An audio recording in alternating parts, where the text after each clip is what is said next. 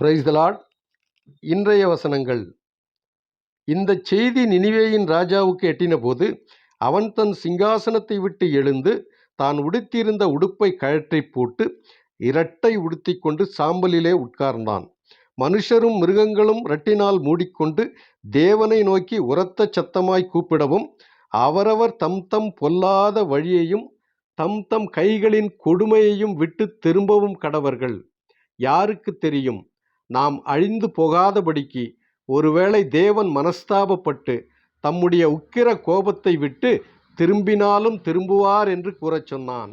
அவர்கள் தங்கள் பொல்லாத வழியை விட்டு திரும்பினார்கள் என்று தேவன் அவர்களுடைய கிரியைகளை பார்த்து தாம் அவர்களுக்கு செய்வேன் என்று சொல்லியிருந்த தீங்கை குறித்து மனஸ்தாபப்பட்டு அதை செய்யாதிருந்தார். ஆமேன். யோனா 3:6, 8, 9, 10.